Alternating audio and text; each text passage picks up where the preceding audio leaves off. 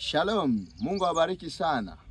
Penzi mtazamaji wetu unanitazama, leo ni siku yetu ya 3 ya maombi. Haya maombi ya mlimani. Nimesema tutakuwepo huku wiki nzima na huu ndio mlima wetu wa maombi. Wana wako ndege wazuri, kuna ndege, wako wanyama huku wakali.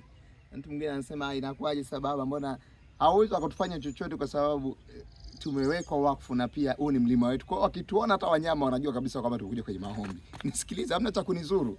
Yaani kionekana huko hata huyo simba sui nani anajua kabisa nimekuja kwenye maombi.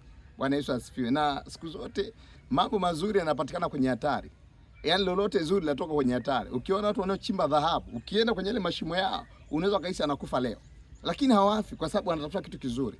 Kwa hiyo na sisi upako unapatikana kwenye hatari huko. Pamoja na majoka, pamoja kama jana mvua ilikuwa ni kubwa sana ile eneo, tumeloa watumishi wa Bwana, kulikuwa na watumishi wa Bwana hapa. Wameloa. Unaona tenti letu hapa tumefunga hapo, mtumishi wa Bwana, hebu onyesha kule.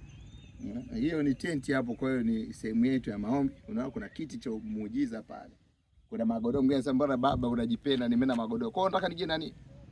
Lazima nije. Maombi sio kujitesa, maombi ni maumivu, lakini sio maumivu yale ya kunanilia. Kwa hiyo tuko hapa, tutakuwepo wiki nzima, naendelea kufanya maombi ya watu. Ninaombea watu. Kwa hiyo hakikisha unatuma prayer request yako, tuma sadaka yako, jiungamanishe.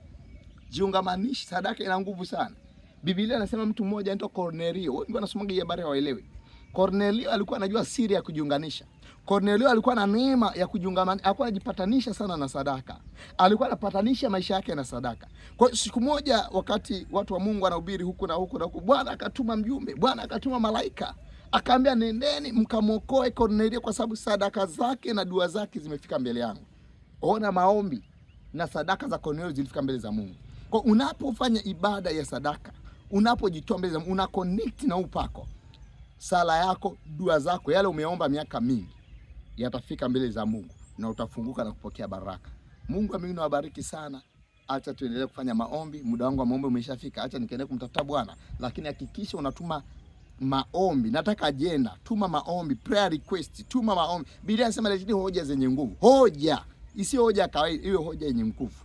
Tuma hoja yenye mashiko, tukipeleka mbele za Mungu ili Mungu apate kutenda. Umechelewa kuolewa, umechelewa kuzaa, umechelewa kupata kazi, umechelewa kupanda cheo, umechelewa kupandishwa daraja la mshahara, umechelewa, kila kitu kimechelewa kwenye maisha yako. Jiunganishe na sadaka. Haya maombi utapata kitu cha ajabu.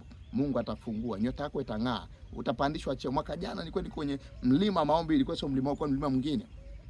Nikaa naomba, mwanangu mmoja akatuma ombi lake kwamba amechelewa kupanda kazini. Kilichotokea alipandishwa, yuko ngazi ya mkoa sahihi. Kwa hiyo na wewe fanya, tumia imani hiyo na Mungu wa mbinguni atakubariki. Amen. Mungu awabariki sana.